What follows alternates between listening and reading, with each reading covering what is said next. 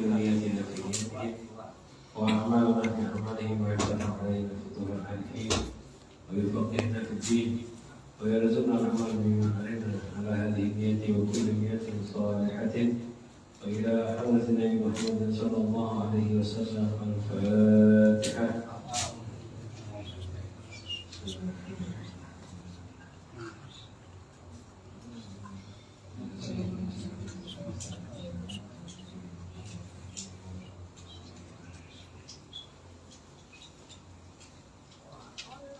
Bismillahirrahmanirrahim. Radhiyallahu anhum wa qala radhiyallahu anhum an Abi Abdillah An-Nu'man bin Bashir radhiyallahu anhu qala sami'tu Rasulullah sallallahu alaihi wasallam yaqulu innal halala bayyinun wa innal harama bayyinun wa bainahuma umurun mushtabihatun لا يعلمهن كثير من الناس فمن اتقى الشبهات فقد استبرأ بدينه وعرضه ومن وقع في الشبهات وقع في الحرام كالراعي يرعى حول الحمى يوشك أن يرتع فيه ألا وإن لكل ملك حمى ألا وإن حمى الله محارمه ألا وإن في الجسد مضغة إذا صلحت صلح الجسد كله وإذا فسدت فسد الجسد كله ألا وهي القلب.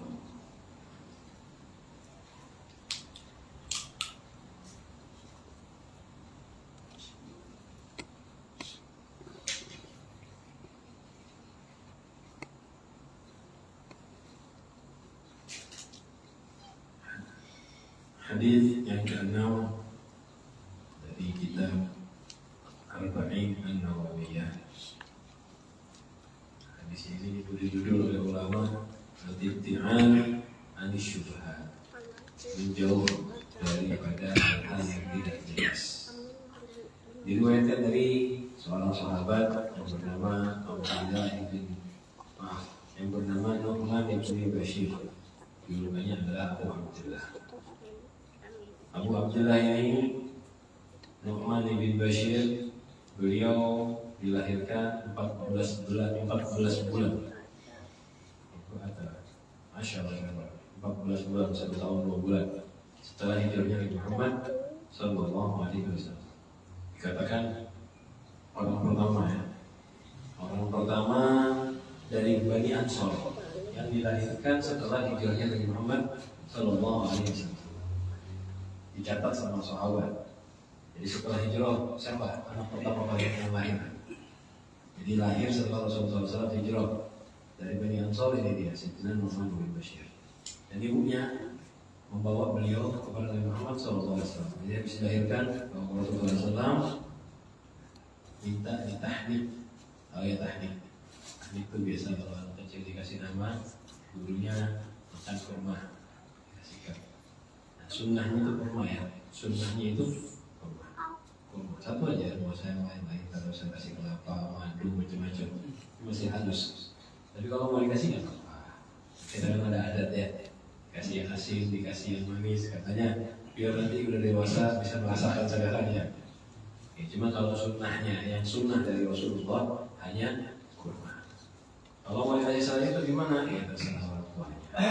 Cuma dilihat apa yang bisa dicerna sama anak, yang dicerna sama perutnya. Madu, perhatian, jangan sembarang madu. Itu nanti ada itu bab berbeda, bukan bab kesehatan. Intinya yang di hadis ini diceritakan dikasih kurma.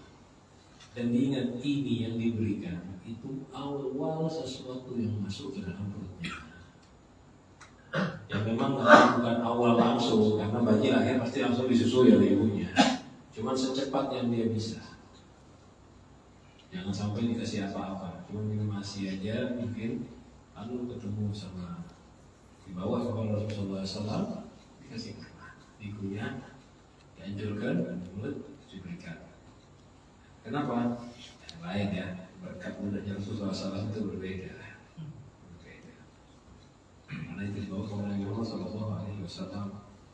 Dan ini istimewa dari sini, dari kisah ini inilah terjadi apa yang disebut dengan sunnah. Nanti kalau kita beranak, datangi orang yang soleh, lakukan seperti yang dilakukan Ibu Nu'man kepada Rasulullah SAW, minta ditahnik bahasa Arabnya. Dan beliau itu ketika Rasulullah SAW meninggal, Rasul meninggal ketika beliau berumur 8 tahun. Ketika beliau berumur 8 tahun.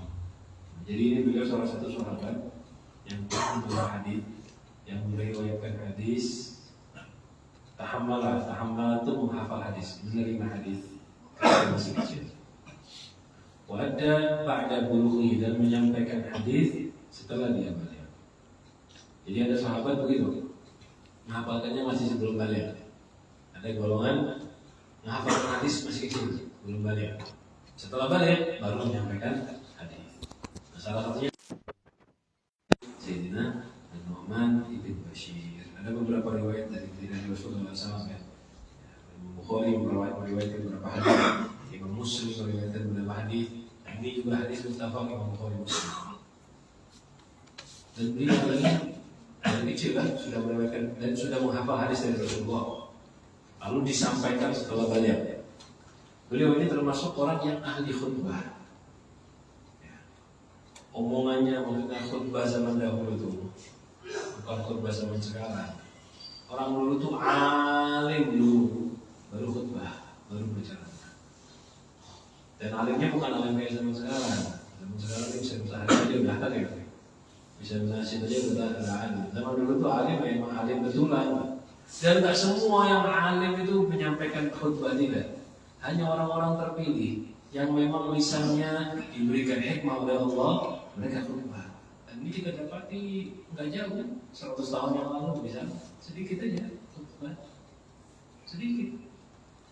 Dan saya ketika di Yaman pun begitu, ditarik yang dikatakan tempat banyak ulama yang khutbah di satu masjid di satu orang, gitu aja. Kenapa? Mereka mengerti khutbah ini nggak sembarangan. Karena orang tuh bisa mengobati diri, tapi nggak bisa mengobati orang lain. Nah, sahabat tuh begitu. Sahabat seperti itu. Gak semua ya, gak semua sahabat khutbah. Gak semua ceramah bahasanya kan begitu. Walaupun kebanyakan dari mereka alim dan apa. Nah, ini salah satunya Nu'man. Kenapa dia punya lisan ucapan yang bagus? Khutbah itu. Ini kita keluar sedikit tambahan dari pembahasannya. Menyampaikan tausiah itu ada beberapa hal penting. Satu, bukan cuma ilmu jelas nomor satu itu ilmu. Setelah ilmu, ketika seseorang berkhutbah dia harus punya hal yang sangat sakral ini, membuat orang tidak salah paham. Itu hal yang penting. Karena cuma hafal ada ilmu bikin orang salah paham berbahaya. Ada ilmunya memang, tapi omongannya bikin kesalahpahaman, bikin keributan.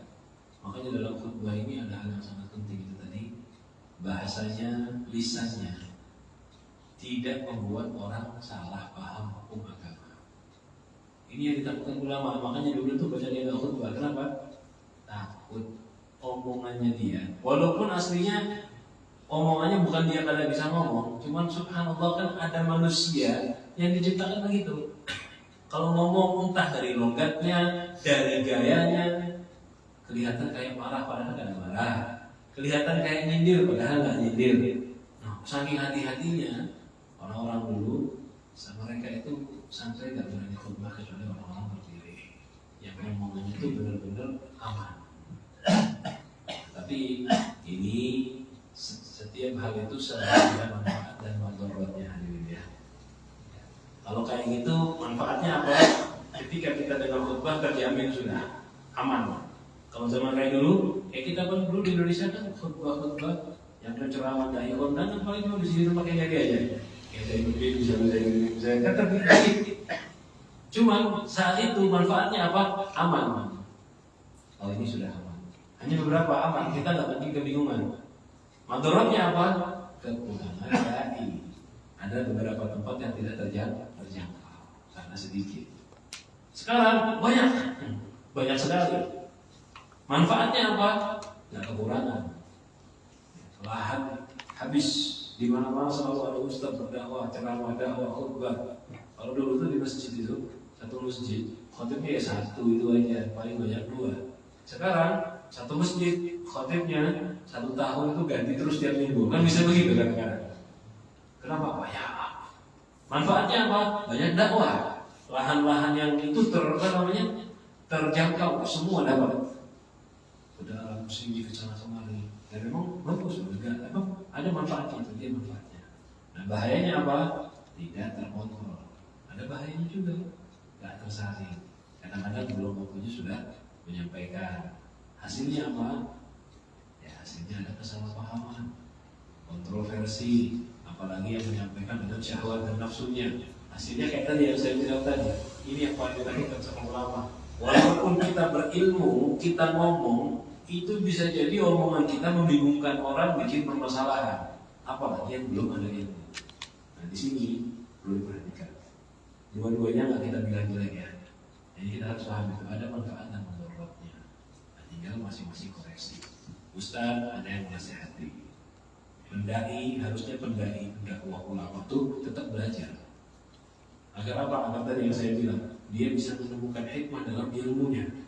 Dia bisa mengontrol dirinya, mengetahui apa kesalahannya saya. Karena manusia itu selalu harus pada nasihat, selalu harus pada teguran. Ini Sayyidina Nu'man bin Bashir makanya disebut min akhtabin nas, orang yang paling bagus khutbahnya. Memang sahabat yang lain yang bagus. Ya kayak saya bilang tadi, zaman dulu memang mungkin masih berbeda. Yang memerlukan dakwah juga nggak sebanyak sekarang misalnya. Jadi hanya orang-orang terpilih aja yang khutbah. Dan omongan khutbah beliau itu bagus, kalimatnya baik. Salah satu omongannya ya, Inna li syaitani masayidun wa fukhukhan, masayida wa fukhukhan. Sesungguhnya setan itu punya jebakan-jebakan. Wa inna min masayidihi wa fukhukhihi al-bataru bi ni'amillah. Dan termasuk dari jebakannya setan adalah merasa sombong, melanggar dengan nikmat Allah. Nah, batar itu melanggar, melewati batas dengan nikmat Allah. Itu jebakannya setan. Ya seorang kalau punya nikmat banyak, kadang-kadang kelewatan. Udah jadi harta banyak misalnya, merasa dirinya sombong, merendahkan orang lain. Nah, ini termasuk jebakannya setan. Wal fakhr bi ata'illah, bangga dengan karunia Allah. Wal kibru ala ibadillah, sombong atas hamba Allah. Wattiba'il hawa fi ghairi dzatillah, dan mengikuti hawa nafsu tapi fi ghairi dzatillah, pada selain mencari ridha Allah Subhanahu wa ta'ala. Jadi manusia itu kadang punya keinginan. Kalau keinginannya mencari ridha Allah, nggak ada masalah ikuti. Tapi kalau inginannya selain Allah, itu adalah jebakannya setan. Nah, ini kan kalimat-kalimat bagus. Dan omongan ini bukan sembarangan omong. Ini kata-kata hikmah. Setan punya jebakan. Apa jebakannya? Tadi kelewat batas, melanggar, merasa hebat karena nikmat Allah. Padahal sudah dikasih, ya. Padahal ini pemberian nikmat dari Allah. Dia gunakan melewati batas. Dia bangga, padahal dikasih sama Allah kan pemberian Allah. Malah dia sombong atas apa Allah yang lain. Nah, ini kan namanya jebakannya setan. Itulah salah satu hikmah yang disampaikan oleh beliau.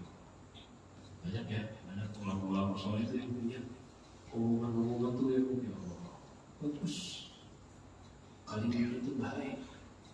Kadang-kadang kalimatnya pendek tapi hikmahnya hebat.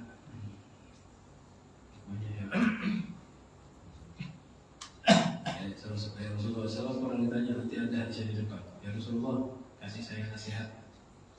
Sekiranya saya tahu dapat nasihat tapi bertanya orang lain. Kalau Nabi Muhammad bisa ditanya ya wahyu beliau dari Allah SWT. Apa nasihat beliau? Pendek. Qul amantu billah tsumma istaqim. Iman kepada Allah, istiqomah. Dua pesan singkat tapi itu pedoman hidup dan yang membuat kita sukses di akhirat. Dan nggak perlu nasihat lain, cukup itu aja sudah. Sebetulnya begitu. Itu namanya jawab yang kali.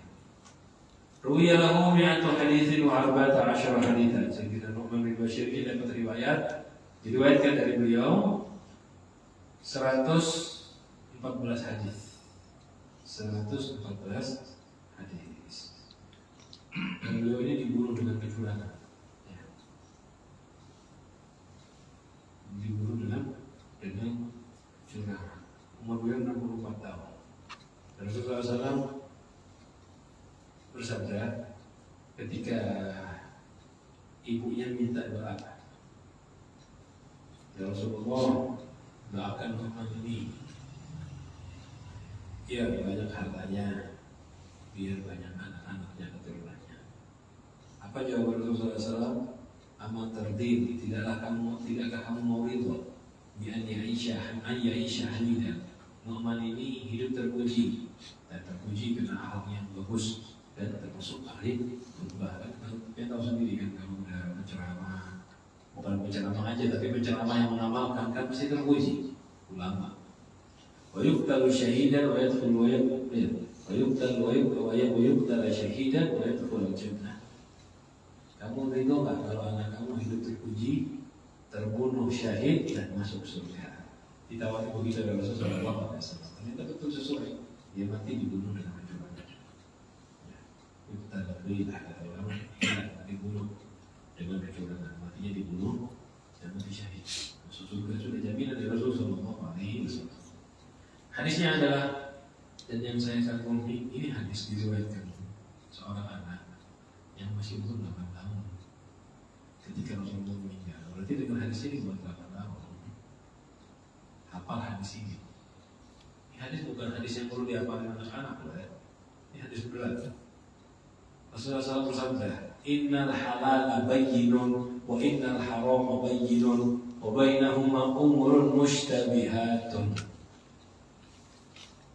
la ya'lamuhunna katsirun minan nasi. Halal itu jelas, haram itu jelas. Antara halal dan haram ada sesuatu yang mushtabihat, membingungkan, tidak jelas. La ya'lamuhunna katsirun minan nas. Banyak orang yang tidak tahu akan hal ini yang disebut dengan syubhat. Coba ini hal sesuatu yang bisa dipahami anak-anak tak? Kamu begini. Anak-anak tahu ada pengajian yang didengarkan sama dia itu ya sesuai dengan akal pemikirannya dia kan. Ketika ulama ngajak mikir ngomong halal itu jelas, haram itu jelas. Antara halal dan haram ada sesuatu yang tidak jelas, disebut dengan syubhat. Barang siapa yang berhati-hati dari syubhat, faman ittaqa syubhat, hati-hati dari syubhat, faqad istabra'a li dinihi wa 'irdihi. Dia telah mengamankan agamanya dan harga dirinya. Wa man waqa'a fi syubhati waqa'a fil haram. Yang terjatuh terjerumus dengan syubhat, terjerumus juga dalam yang haram. Ibarat kata penggembala yang mengembala di sekitar perbatasan milik orang. Ditakutkan hewannya mengambil tanaman rumput milik orang. Nah, ini begitu. Ini omongan dari anak kecil ya. Diriwayatkan oleh seorang anak. Ala wa inna likulli malikin hima. Ketahuilah setiap raja itu punya batas, punya perbatasan kekuasaannya. Ala wa inna ni'mallahi maharimu. Ketahuilah sesungguhnya batasan Allah adalah hal-hal yang diharamkan oleh Allah. Ini omongan bukan omongan dari seseorang yang mendengarkan di masa kecil, tapi memang sangat hebat ya. Sampai saya yang pernah ngajak anaknya pengajian masih kecil, tanyain pahamnya apa dari pengajian tersebut. Berbeda-beda kan, tergantung didikannya memang. Tergantung didikannya. Kadang ada pengajian yang diingat apanya, caranya masih kecil. Ada pengajian kalau anaknya suka makan, pasti pengajian Ada omongan Rasulullah makan kurma, Rasulullah pernah makan anggur berbarengan dengan semangka. Ingat itu dia pasti. Kenapa? Dia senangnya makan. Ketika dia dengar dia senangnya berkuda misalnya, terus dengar cerita dia senangnya olahraga. Dulu Rasulullah SAW itu masih umur 18 tahun pernah ikut perang dan Rasulullah bertugas memanah. Dia ingat memanah. Terus Rasulullah pernah memanah. Yang dia pikirkan dan sesuai dengan akalnya. Kalau hal kayak gini nggak dipikirkan sama anak-anak. Coba anak-anak kita sudah dengarkan gini umur di bawah 10 tahun, nanti udah balik ditanyain, pasti lupa. Subhanallah, beliau dijaga oleh Allah Subhanahu wa taala. Ini berkat doa Rasulullah SAW. Jadi halal itu jelas, sudah jelaskan sekarang di sini. Al halal bayyin, ketahui semua halal itu jelas. Hukum halal itu jelas. Menurut kita mazhab Imam Syafi'i dan mazhabnya Imam Malik, apa itu perkara halal di hukum fikih? Perkara halal menurut Imam Syafi'i adalah, menurut Imam Syafi'i dan Imam Malik, adalah sesuatu malam yarid dalilun bitahrimi. Hal halal adalah sesuatu yang enggak ada riwayat menjelaskan hukum halal. Enggak ada riwayat menjelaskan ini haram. Itu adalah hal halal. Bi an warada dalilun bihillihi aw lam yarid dalilun la bihillihi wa la bihurmatihi. Pokoknya kalau enggak ada riwayat ini hukumnya halal kan jelas. Atau tidak ada riwayat, nggak halal ataupun haram, nggak ada riwayat apa-apa, nggak nyebut ini halal ataupun ini haram. Menurut mazhab kita Imam Syafi'i dan mazhabnya Imam Malik, ya, hukumnya halal boleh. Nanti dilihat baru manfaat, mudarat, bahaya hidup. Pokoknya kalau nggak ada dalil sama sekali dan nggak bisa dikiaskan, hukumnya halal, boleh. Nanti masalah makruh gampang berubah karena nyesuaikan. Contohnya apa? Qahwa, ulama. Seperti qahwa. Dalilnya nggak ada yang bilang halal, nggak ada yang bilang haram. Hukumnya gimana? Halal. Karena nggak ada yang mengatakan itu halal. Nah, ini sudah jelas itu. Ini sudah jelas. Jadi apapun di agama kita itu, kalau tidak ada dalil yang mengharamkannya, ya halal. Halal. Seperti contoh misalnya kalau makanan itu minuman berkopi, halal.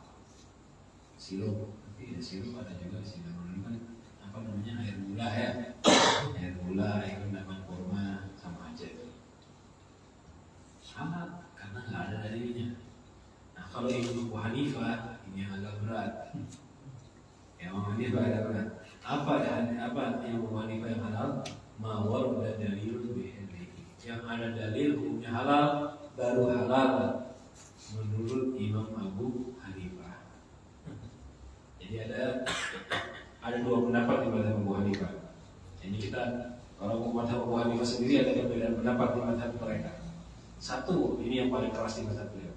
Jadi kalau nggak ada dalil halalnya, udah nggak boleh dipakai, nggak boleh dimakan. Nggak ada dalilnya, nggak boleh dimakan, nggak boleh diminum. Kalau nggak ada dalil berarti haram. Menurut mereka begitu. Lebih keras kan ya. Tapi ini poinnya agak lemah. Sebetulnya kesepakatan ulama setelah Abu Hanifah yang banyak menyampaikan itu sama kayak Imam Syafi'i juga. Karena memang kalau begitu sulit ya. Jadi ilmu usul memang begitu. Sesuatu yang tak ada dalil, ya, sesuatu yang tak ada dalil disebut dengan al-maskutu anhu, yang tidak dibahas oleh Rasulullah SAW. Hukumnya gimana? Halal. Tergantung nanti kalau nggak bisa dikiaskan ya. Kalau nanti dilihat kiasnya nggak ketemu juga, ininya juga sudah halal. Halal aja hukumnya. Nah, yang susah haram begitu juga. Saya nggak bahas tentang itu ya. Itu hukum fikih tadi, itu contoh aja. Itu contoh saja. Itu contoh di ilmu usul. Nah, haram begitu juga sama. Amal wal haram wal haram bayyinun. Dan haram juga sama. Bayyin. Jelas.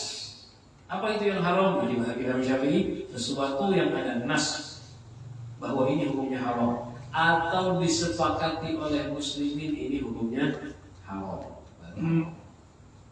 Kalau nggak ada nas sepakat orang muslim itu artinya sepakatnya ulama yang diambil dari Al-Quran dan hadis, bukan dari perjanjian ya.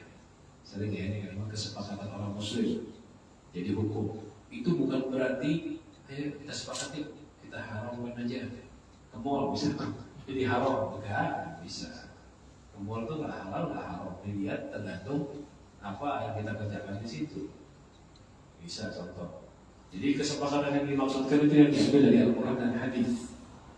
Jadi kalau sudah ada kesepakatan, ada nas dari Rasulullah SAW bahwa ini hukumnya haram, barulah haram. Abu Hanifah gimana? Ada dua pendapat sama kayak tadi. Ya.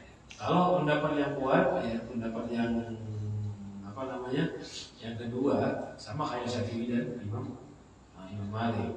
Ada pendapat segala sesuatu yang tidak ada dalil halalnya hukumnya haram. Makanya yang keras-keras tuh kayak gitu sebagian. Jangan kaget ya. Kita mau Abu Hanifah haram, semua haram. Lain bid'ah ya, lain bid'ah. Ini madhab beliau bukan permasalahan bid'ah. Bid'ah berbeda. Ini madhab fikih. Ini madhab fikih. Dan bukan amaliyah ini. Dialihkan ke makanan, minuman. Kalau cuma amaliyah, bukan lari ke situ. Dan ini kalau lemah juga ya, saya bilang ya. Yang lebih kuat sama yang ini. Nah, ini nggak usah dialihkan ke maulid. Maulid nggak ada di zaman Rasulullah, nggak ada dalil haram. Bukan ke situ larinya. Maulid itu bukan bahasanya yang dilihat isinya ngapain sih kita kumpul. Dan saya yakin maulid itu bukan melihat secara umumnya maulid. Apa? Kalimatnya enggak. Apa yang dikerjakan maulid? Itikaf di masjid, kumpul di masjid, halal haram. Ada dalilnya. Kan begitu, dipecah-pecah aja apa yang dikerjakan. Itu sudah jelas itu. Saya belum menerapkan ada yang bilang begini. Halal haram. Nah, terus dijadikan rujak halal haram. Nah, jangan ceritanya dicampur jadi satu haram kayak maulid. Ada siroh, ada sedekah, ada apa namanya? Silaturahmi. Itu maulid haram. Bisa pakai tadi buah-buahan halal dibikin rujak haram rujak. Nggak ada di zaman Rasulullah SAW. Ya enggak kayak gitu. Nah, ini jelas ya. Itu diambil oleh ulama. Halal haram. Apa halal jelas, haram sudah jelas. Nah, yang jelas ya. Mustabih itu bagi orang tertentu. Ini contoh misalnya. Ada air. Saya yang tahu keadaan air ini, saya tahu ini hukumnya suci. Tapi kalau ada orang yang nggak paham hukumnya gimana?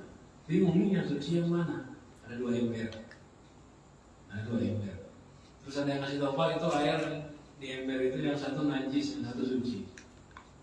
Pas dia datang, bingung nggak biar mana yang sebenarnya suci? Nah buat biar mustabihat, syubhat, bingung biar.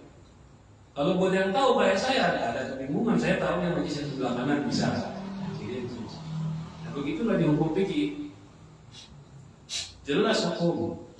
Kan kurang apa lagi tadi penjelasan Imam Syafi'i. Di Imam Syafi'i yang tidak ada dalil mengharamkan berarti halal. Di mazhab Imam Syafi'i dan Imam Malik yang tidak ada dalil mengharamkan hukumnya halal. Kalau ada dalil haram barulah haram. Jelas.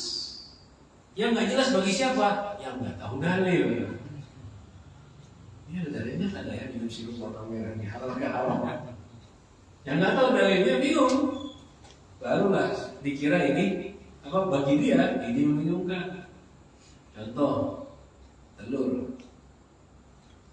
Kan keluar kemarin itu hukumnya kan najis ya kan? Telur halal apa haram?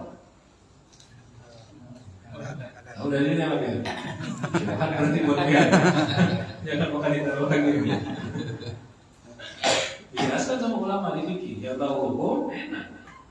Ya, banyak dibahas sama ulama. Ada dalam kitab Majmu'ul Fatawa. Majmu'ul Fatawa. Itu di kitab itu dijelaskan bahwa telur itu hukumnya suci. Yang ditanya hukum itu bagaimana? Suci.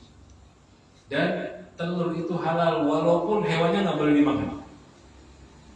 Hewannya nggak boleh dimakan, telurnya gimana? Halal. Ada tahu telur penyu? Nggak boleh dimakan hewannya karena hidup di dua alam. Telurnya kayak apa? Halal.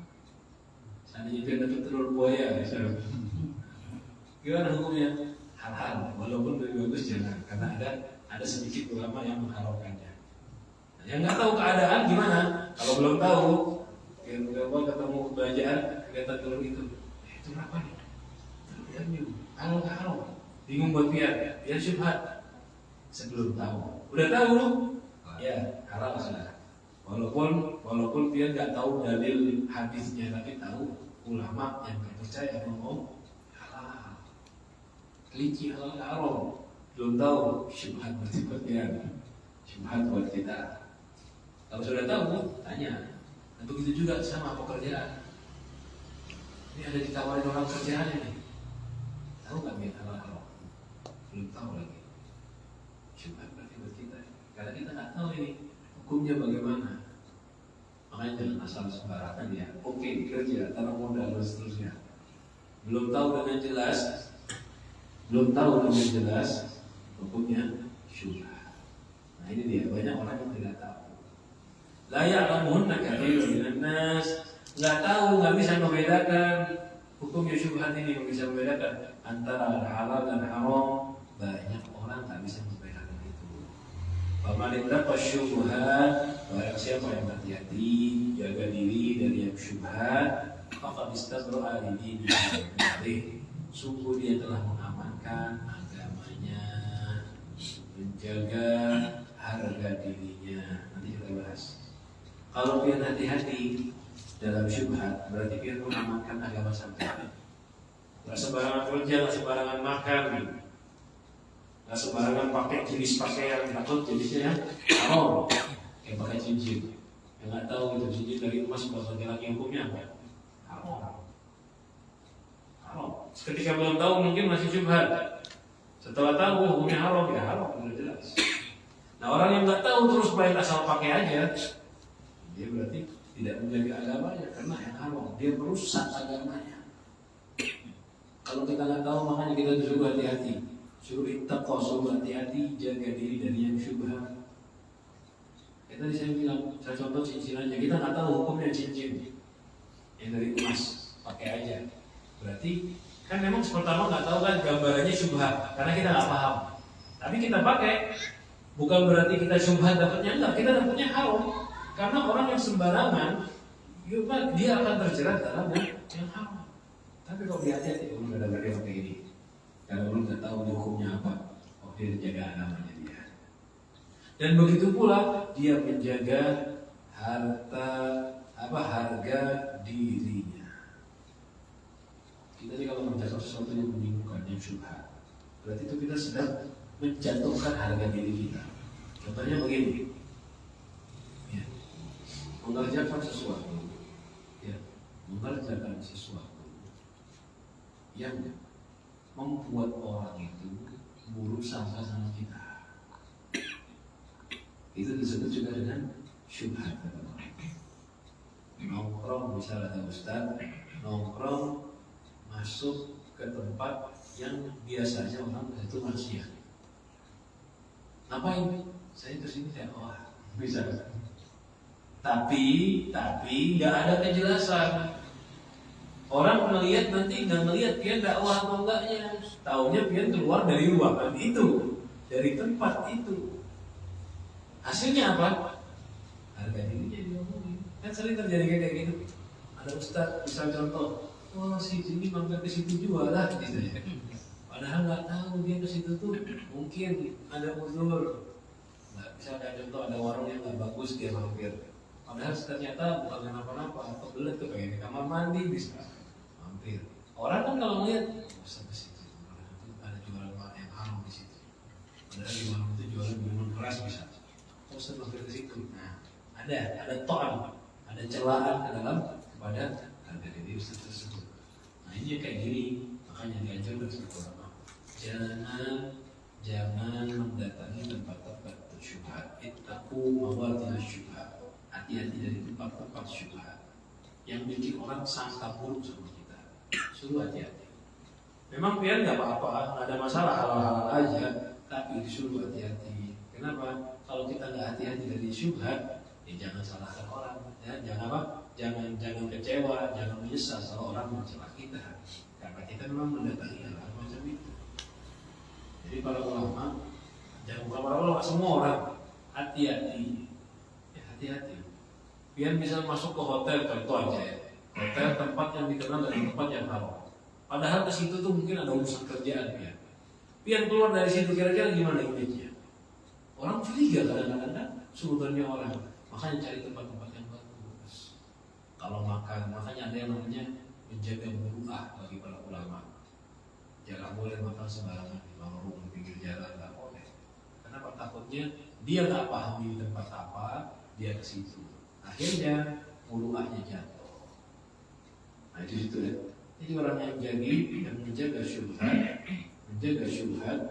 dia jaga agamanya dan jaga harga dirinya. Dan kita disuruh malu.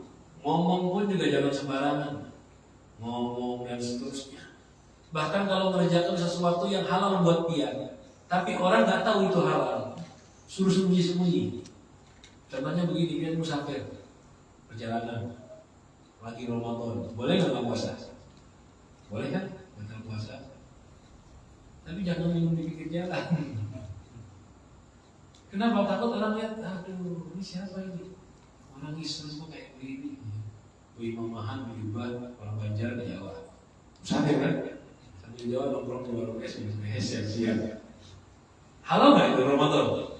Dia musafir, boleh nggak buat dia? Boleh. Ya boleh, cuman dalam rangka ya kalau buat diri kita tuh nggak ada masalah, nggak dosa ya. Cuman jangan bikin orang itu bingung. Akhirnya orang jadi subuh. Makanya nggak ada masalah, cuma kalau bisa sembunyi aja lah. Ya kan sekarang ada warung ditutupi, itu ada bagusnya juga ditutup. Perempuan yang sedang mundur nggak bisa puasa, kan dia beli makanan. Ya, beli makanan jangan terang-terangan dimakan. Belinya sembunyi-sembunyi, keluar tutup, makanya di dalam rumah. Kenapa? Biar tidak ada salah paham. Mana bro? Ya masa kita benar memang yang kita kerjakan? Dulu ada cerita, ya, ada seseorang keluar mau pergi Jumatan, kan? Mau pergi Jumatan. Ja'an anak nasan kharaja li salatil Jum'ah. Maaf bukan unasan. Sayyidina Anas keluar untuk sholat Jumat. Para an-nas raji'ina minha. Berjalan kayak orang pulang dari Jumatan, terlambat jadi ternyata salah jam. Pas berangkat, pas orang-orang pulang. Padahal kalau mahallan la yarawnahu. Lalu langsung sembunyi. Ini beda ya, ini bukan ria, bukan nggak mau dilihat buruk sama orang lain. Contohnya dia mensucikan dirinya. Dia ngomong, man la yastahyi minan nas, la yastahyi minallah. Sembunyi biar nggak kelihatan orang. Kenapa? Takut orang lihat, oh Anas nggak Jumatan, misalnya. Bukan karena dia nggak mau direndahkan sama orang, bukan. Tapi orang yang nggak malu sama manusia, nggak akan malu juga sama Allah. Jadi sebuah kesalahan sekarang sering terjadi. Kita sering salah paham. Udahlah, maksiat-maksiat aja, nggak usah sok suci. Ada kan kayak gitu ya? Ini bahaya hadirin sekalian. Biar maksiat sendiri ya, tobat beres. Maksiat dilihat orang, tobat, masih ada yang mengira dia, atau masih ada yang meniru sampai yang bermaksiat, itu juga bahaya. Maksiat itu tutupin dengan penuh kesadaran diri salah. Orang yang menyembunyikan maksiat terus sok suci. Ada kan? Orang menyembunyikan maksiat terus sok suci. Dia kesalahannya di sok sucinya, bukan menyembunyikan maksiatnya. Salahnya dia apa? Sok sucinya. Ya, sok sucinya yang salah. Tapi menyembunyikan maksiatnya benar nggak salah. Jadi kalau ada orang, biar ini udah maksiat, gak usah sok suci lah. Salah, nasihatnya bukan maksiat, gak usah sok suci. Itu nasihat setan. Yang benar nasihatnya apa? Biar ini maksiatnya tinggalkan, bukan sok sucinya yang ditinggalkan. Maksiatnya tinggalkan, nanti otomatis sucinya hilang karena dia benar-benar suci. Paham saya? Kalau nasihatnya zaman sekarang, udah lah maksiat aja. Ada berapa orang tahu? Nggak usah suci, nggak usah munafik. Ini omongan setan, tipuan setan. Jadi orang disuruh memamerkan maksiatnya, bukan disuruh taubat dari maksiat. Yang benar itu, Pak, ini maksiat haram, kan begitu. Bukan disuruh bongkar maksiat, udah bagus-bagus disembunyikan maksiatnya, jangan dibongkar. Nah ini termasuk ya, paman ittaqab syubhat, maka istabra lidinihi wa irdihi. Jangan menunjukkan kemaksiatan bahaya. Kenapa? Ini kita meletakkan diri kita dalam syubhat. Apalagi jelas-jelas maksiat sebetulnya. Yang syubhat aja yang nggak jelas. Kayak tadi yang saya bilang puasa Ramadan. Padahal kita ini nggak wajib puasa. Perempuan yang sedang halangan kan nggak boleh puasa haram. Jangan makan di tengah jalan. Jangan makan di depan orang, takut dicela, direndahkan dia. Ini bagian penting dari syubhat. Mungkin kalau selain makan haram yang kita sering pahami, ini bagian penting dari syubhat adalah la taqif mawaqifat tuham. Jangan kita berdiri di tempat kita dicurigai oleh orang. Sebagian salaf mengatakan, man arwada nafsahu lituham fala yalumanna man asaa bihi. Jangan menyalahkan orang yang sangka buruk sama kalian kalau kalian meletakkan diri sampean pada tempat yang mencurigakan. Bukan tempat bangunan aja, omongan yang mencurigakan, perilaku yang mencurigakan. Jangan salahkan orang yang berprasangka buruk sama sampean karena dia memang meletakkan diri sampai di situ. Diceritakan ya, ada Sayyidatina Sofia, istri Rasulullah SAW. Istri Rasulullah SAW mendatangi Rasulullah SAW. Rasulullah di masjid lagi itikaf. Fatahaddatha thumma qama ila masjidha. Setelah itu Sayyidatina Sofia habis ngobrol sama Rasulullah SAW, bangun pulang ke rumahnya. Bangunlah Nabi Muhammad SAW mengantarkannya. Ya, mau pulang, dia sampai ke pintu masjid. Ketika sampai ke pintu masjid, ada dua orang yang nyapa Rasulullah SAW. Assalamualaikum ya Rasulullah. Jawab, Waalaikumsalam warahmatullahi wabarakatuh. Nah, ketika dia melihat Rasulullah SAW, dilihat Rasulullah bersama wanita dan perempuannya hijab. Malulah mereka berdua, jalannya cepet-cepet menghindar karena kayak biasa kita ngeliat tuan guru sama istrinya. Tapi kalau sekarang kan ada kayak gitu. Guru, ibu, istrinya disapa juga. Ada. Kalau dulu tuh hijab, jadi nggak kelihatan ini siapa. Dan orang dua tadi kan nggak tahu ini siapa. Jadi kalau ngeliat Rasulullah, oh ada perempuan masuk jalan dikit cepet-cepet. Di situ Rasulullah. Imshiya ala rislikuma. Pelan-pelan, jangan buru-buru. Jangan buru-buru, jangan menghindar. Enggak ada sesuatu yang kalian benci di sini. Ini istri saya Sofia. Loh, sahabat itu tahu, nggak mungkin Rasulullah jalan sama perempuan sembarangan. Kasih tahu, ini istri saya Sofia. Semua ya Rasulullah. Kita ini gak punya prasangka buruk apa-apa sama engkau ya Rasulullah.